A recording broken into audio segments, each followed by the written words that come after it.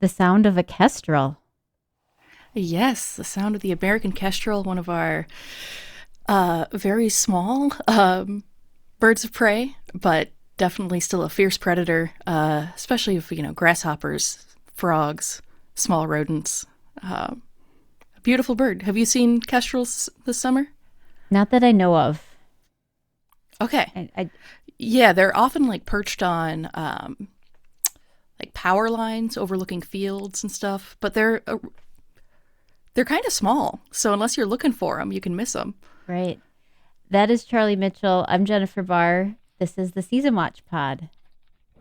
Yes, thanks for listening. We're now getting into August. Summer is waning and it's starting to look like a little bit of migration season. Couple of I'm catching a couple of leaves changing color down here, sarsaparilla and spreading dogbane. Any sign of it up there? Surprisingly, no. Often this time of year, you do start to notice a little bit of leaf change, and I haven't really seen it yet.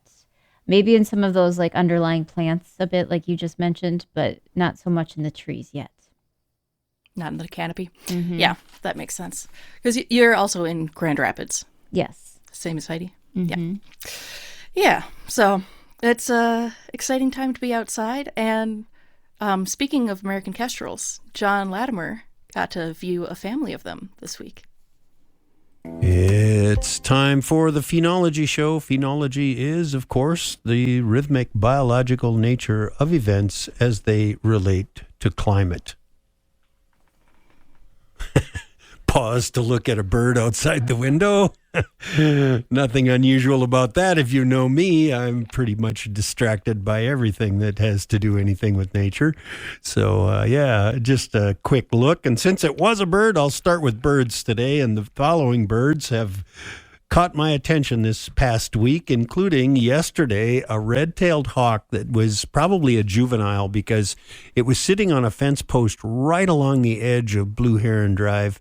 And honestly, I wasn't 15 feet from it, and it just turned its head and looked at me like, what are you doing? And I looked at it and thought, what are you doing? And got a good close look at what probably was a juvenile red-tailed hawk. There are a family of kestrels along Blue Heron Drive, and there are 6 for sure, maybe 7. It's hard to count them all. And they hang out by my neighbor's house in the trees, and they swing out over the fields in their unbelievably delicate and lovely flights.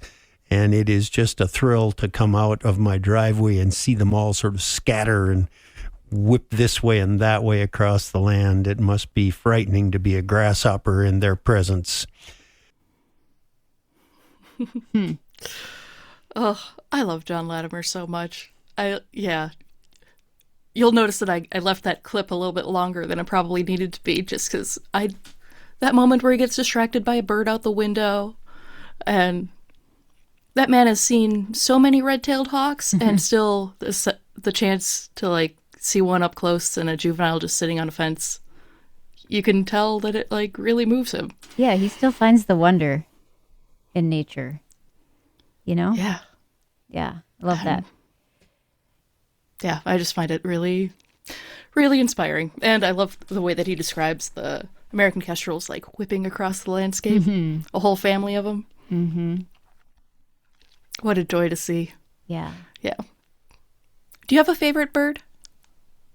The flicker, I think. Yeah. If I had Northern to choose flicker? a favorite, yes, the northern flicker. I love when they show up in the spring, and to me, those birds always look like if a kid drew a bird, with crayons. Just like they've got some polka dots, they've got some red spot. It's just like it's great looking. They really bird. do have it all. Yeah. Yep. Yep. A nice little bib. Their call is interesting. Yep. They're woodpeckers, but they forage on the ground. Mm-hmm. Great choice of favorite bird. Thanks. I can get behind that one. Yeah. Yeah. Do you have a favorite bird?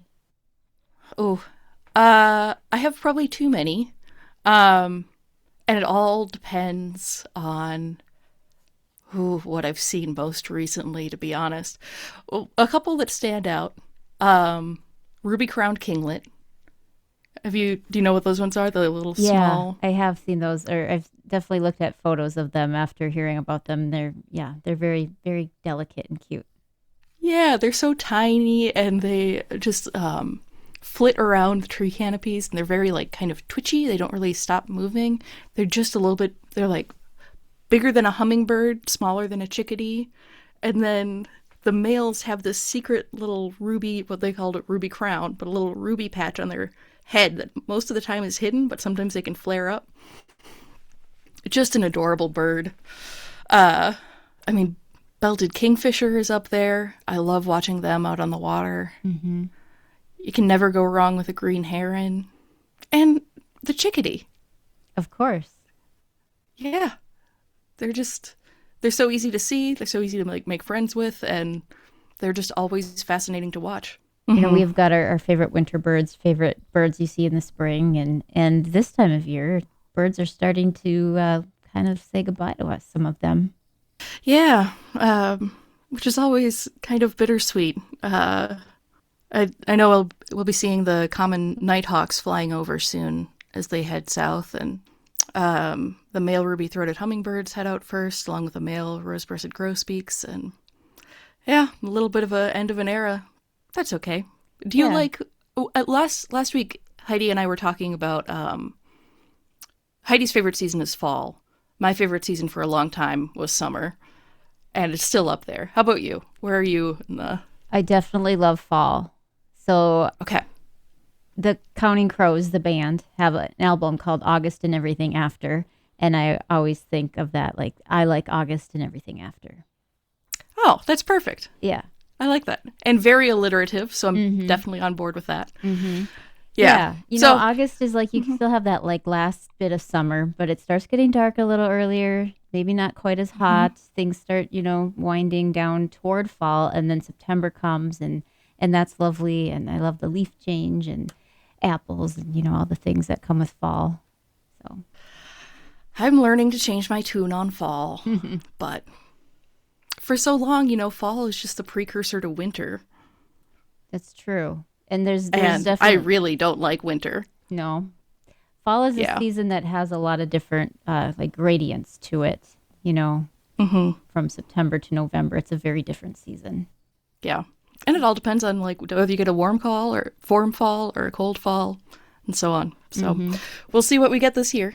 But for right now, I'm just trying to enjoy August.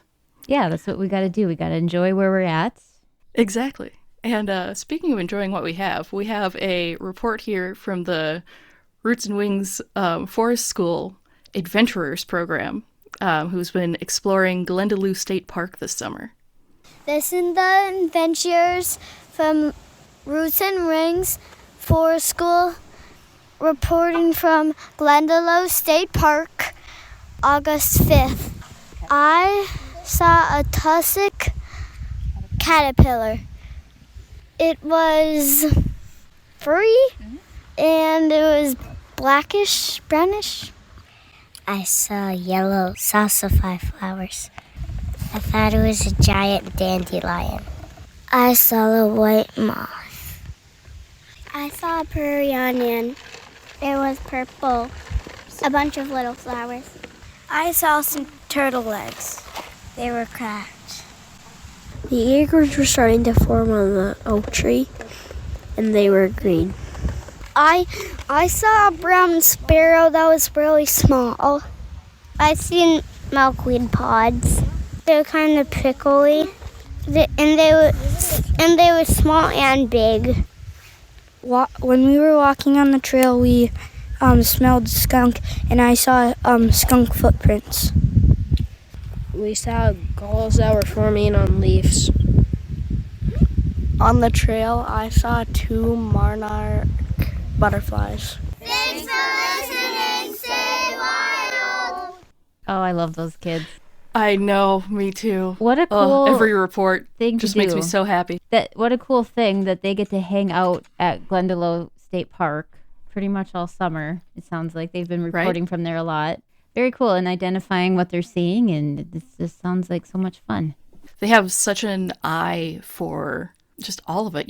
They see a like super fuzzy caterpillar and know that it's some kind of tussock moth caterpillar. That's amazing. I didn't learn that until I was in my 30s, you know? And they're noticing not only that there are turtle eggs, but that they're cracked open. And yeah, that's great. My hope, of course, is that the turtle eggs were cracked open because the turtles hatched and came out, not that they were eaten by a predator. So I've got my fingers crossed there. If they were snapping turtle eggs, it's possible that the hatchlings just like emerged and went to water. If they were painted turtle eggs, they overwinter in the nest. So the only way they'd be above ground and cracked open right now would be if a predator ate them. But I've got my fingers crossed for little baby turtles out there. Yeah. So the turtles, did they hatch underground and then climb up, or how were they finding the eggshells? So the turtles would, the mama turtle comes up, digs a little hole, little chamber in the ground where she lays all of her eggs, covers it over, and heads back to water. The eggs develop in the nest, and then when the little turtles hatch, they dig their way out of the nest and then head to water themselves. And there's some really cool research going on about exactly how these hatchlings know where water is, which involves one of my like favorite weird things scientists do to figure out things, which is like they like had a bunch of little hatchling turtles, so they needed to put tiny turtle blindfolds on to see if they could still navigate their way to water without the visual cue. I forget what the results were, but what a job. Yeah. So yeah, they'll dig themselves out and then find their way to wherever they need to go. But or a predator comes along, digs them up, and eats the eggs. And two different ways that those eggshells could end up. It is so remarkable to me, the size of a hatchling snapping turtle. They're so small compared to the adults, and they often have a pretty long hike to water, half mile or something. There was a time at KAXC, I don't recall if we saw the mom lay the eggs, but we're on a street, there's a sidewalk, and there's like a little strip of land in between the sidewalk and the street. And one time, and this was like, I want to say September, but we saw all the little babies crawling out of this hole right up by the road. Cool. And we started putting them in cake pans and moving them toward the river because we didn't want them all just crawling out on the street in front of the building. We're like, that's not a great spot. So we started just moving them toward the backyard so that they could move their way toward the river. Yeah.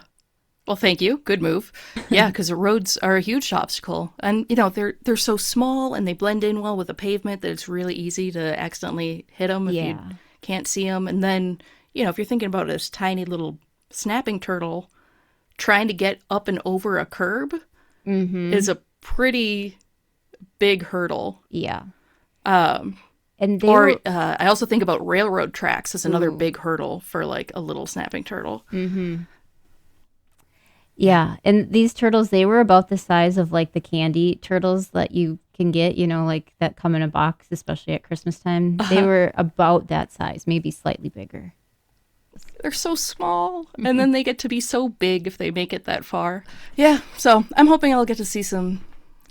Yeah, speaking of amphibians and reptiles, we had non-game wildlife biologist Pam Perry on this week to talk about phenology, and she had some things to say about frogs and toads. I like frogs and amphibians, and because it's so dry, I've been watering the plants a lot, my gardens, like almost every day. And on the deck, I have potted plants, and I'm finding tree frogs on them. And I think it's because there's water there. And I find them there before at the end of summer, but they need water. And what we have in this area is the gray tree frog. We also have Cope's gray tree frog. You can't tell them apart really by easily looking at them, but by their sounds. But we just call them all tree frogs. And they can be gray or they can be bright green. They're still all gray tree frogs. Have you? And then on the ground in my gardens, I've got toads. Big toads, little toads. They're hopping around there. And, of course, they're going for insects. And where there's moisture, and insects will come in there too, and they're going to be going after those. They tend to run, and then they tend to use the roads at night. When this time of year, I just that's one thing that kind of makes me not want to drive at night, because you see frogs on the roads. They're crossing the road. It's like it's the better time to move around, because it's not so, if you're a frog and your skin has to stay moist, you're not going to be wanting to hop around on a hot sunny day. You're going to want to be around at night. You're going to want to wait, and when the humidity is higher, in the evenings. Yeah. So that's when they're moving around, and then I'm in my car and like, oh my gosh.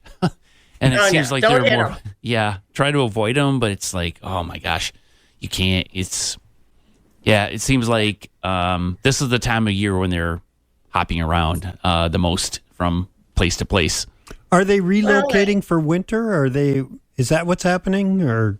Well, I think yes, but they're also just going after food sources. Okay. Moisture and food sources. Now I have found a bunch of little tiny tree frogs, just babies. Some even still have their remnants of their tails, so they're just coming out of their tadpole stage. Have you ever seen one of those little tiny ones gray? They are almost always green. Always green. The little ones tend to be green. Why is that? I don't know, John. Because when they get older, they can change color. They can be gray or green. Do you know how long that process takes? Is it it's not like I'm green, I'm going to be gray in a minute. I think it takes a little longer than that. But they can and do change their colors, and so do toads, for that matter. What? Because toad not as dramatic, but they can be gray, dark gray, lighter gray. It can be reddish, and it's to blend in. And I know a couple of the toads I found the other day in one of my garden beds. They were almost exactly the color of the dirt. Wow. I've seen toads with a lot of different gradients of color, and I didn't realize that it was something they could self-regulate. I thought it was something that, I'm a brown toad. Oh, I'm a gray toad. I'm a, different shades. No, I think they can self-regulate it according to the background, to the environment. And of course, some of them get darker when it's colder. Frogs are famous for that. But I don't know, with the toads this time of year, I think it's more the environment. And these two, there were two of them. There was a big one and a smaller toad. They're both exactly the same color, and it was the color of the dirt. Wonderful. So, yeah. So just look for them, and especially if you're a gardener, if you're out there. The tree frogs, the toads are there, and just keep your eyes open for them. They're certainly doing us all a favor by being there. They are munching down bugs that we don't even know about, that they're happy to consume for us. That's John Latimer with Pam Perry. We also heard some bonus from Tornado Bob, our Tuesday morning meteorologist, who stuck around for the conversation. Yes, great name.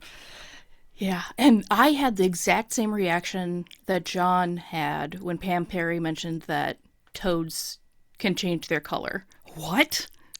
I didn't know that either. So I went and I looked it up, and sure enough, Pam Perry's right. They can, and that's just astounding to me. Reptiles are amazing in general. I know, yeah. And amphibians. And amphibians, yeah. It's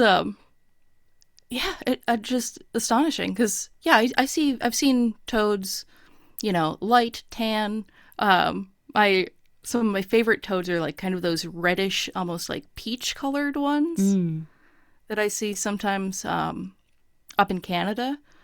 And I thought that was just how they're born, or, Yeah. and I guess they can change color to match their environment. And I was also looking up some literature that says that the colors change depending on their temperature and humidity too. Yeah. The world is just always more strange and wonderful than I expect it to be. Yeah. And that delights me.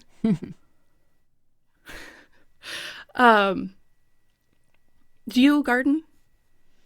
I have flower pots. Flower pots. Great. How are they doing? They're okay.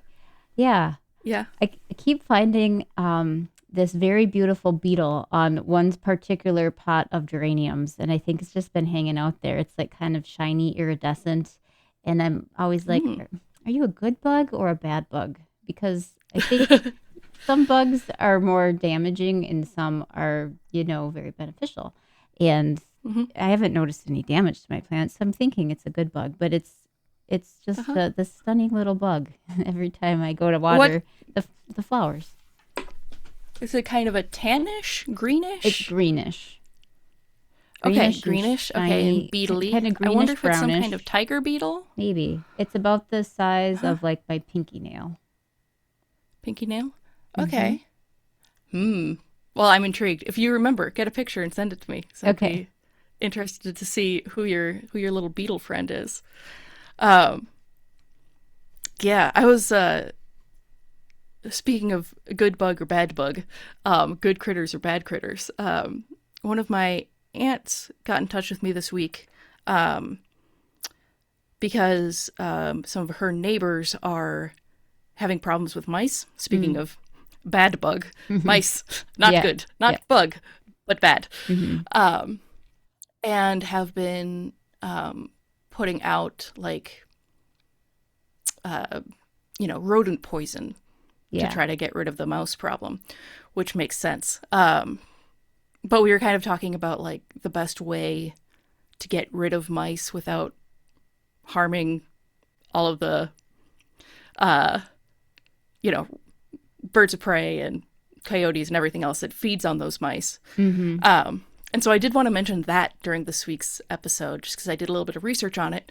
And there are a few kinds of, if you have a mouse problem that you're trying to deal with, and you're looking at like different kinds of poison, there are some really bad ones and there are some less bad ones. The ones that are like anticoagulants, they basically make it so that the mouse slowly bleeds out over the matter of days.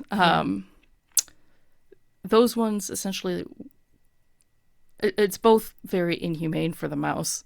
Also, it weakens it to the point where they're more likely to get eaten by a predator. And then those predators ingest that too. Ingest that poison and will also often die too. Yeah. Or, they ingest a bunch of mice and that's enough for a overdose. Right. And so that's a big problem in raptor conservation. And, if you're looking at coyotes and weasels and everything else, everything that's feeding on those mice. And mice are basically the peanut butter and jelly sandwich of, the food chain. The Everyone snacks eats out them. there of all the nature snacks. Yeah, they're the PBJ. Yes. Little furry, fast-moving snacks. But there are some other poisons you can use that that aren't as bad environmentally. But mostly what people, what the sources I was looking at was recommending is either use snap traps, like kill them quickly, effectively, and like aren't going to end up harming any coyotes, etc. And most of all, just like reduction, cleaning up brush around your house, making sure that all of your little like holes and stuff are closed up, and just making sure that they're, if you feed your dog outside, just make sure that your dog finishes all their food and there isn't like crumbs and stuff left over. Right, making your that was house just kind of on less my mind attractive in general and closing up the areas that they can get in. That's probably the best way to deal with it overall. Otherwise, you're just going to keep having more mice and dealing with the problem, and Exactly. you kill them, and then there's more mice, and then Yeah. And if you're like using like bait to poison the mice, it will kill the mice, but then the bait is going to draw more mice in. oh And sure. so you never actually take care of the problem because it's just there are always more mice. And so the solution is to make your home as inhospitable for them as possible. And if you do have a problem, the snap traps will help clean them up. But yeah, it was just been on my mind this week, and especially with John Latimer's exciting views of raptors this week. Yeah. Yeah, got to keep that juvenile red-tailed hawk that he was marveling at, safe and well fed. That's right. So yeah, that's one of the things I wanted to mention this week. You have anything you're looking forward to for the next week or the rest of the month? I'm just looking forward to we've got all these flowers out there. I'm looking out our window at KXC and seeing some do you call it Monarda or do you call it bergamot? Is that the same thing? Yeah, we were talking about this last week. Okay. Monarda and bergamot, also called bee balm sometimes, same thing. Yes, beautiful. They smell good. Mm-hmm. Got some of that, some either brown or black-eyed Susans and things like that, and asters. I love seeing the asters in the fall, early fall. Yes, and the goldenrods. Yep. It is just a beautiful time of year. And along the river right now, we have ironweed and Joe Pye weed and cardinal flowers blooming. It's gorgeous. And the hummingbirds are all active and busy pollinating the cardinal flowers. Oh, and the jewel weeds, also called touch-me-nots. Do you know those ones? Yeah, John Latimer likes to talk about those. Yep. Our local hummingbirds love the jewel weeds and are always just buzzing around them. It's a good time of year. Even if it is going into fall, it's just good to be outside. And so I'm hoping to get out on the river a little bit more. It was good. We got a little bit of rain this week, so I'm hoping the river levels go up a little bit, but it's hard to, I don't know, are you guys in drought stage? We are. In Grand Rapids? Yeah. In fact, our Report for America reporter, Stella Meyerhoff, has a story on storage drought, which is a concept new to me, but she took a photo of the landing on the Mississippi River just right across from KXC and how much of a drop-off it is right now for a boat to get in there. It's not that smooth going into the water motion. It's like there's the little ramp thing, and then it's like down to the river. Yep. So it's receded well past that. I was canoeing or kayaking last weekend, and I've never in my life seen the St. Croix River this low. yeah. And it's hard to see. But we got a little bit of rain, hopefully a little bit more. We'll head our way, and yeah, that's how it goes. But we have some people to thank for this week's podcast. Pam Perry, as always, for her insights on toads, the Roots and Wings Forest School kids for their report, John Latimer, as always, for our whole program and his notes on kestrels, and then the American Kestrel sound was from Stanislas Rosa through Zena Canto. And if you guys have any reports or sightings you want to share with us, please do. You can find the SpeakPipe link in the show notes, and we would love to hear from you. Yeah, you can also go straight to speakpipe.com/KAXE.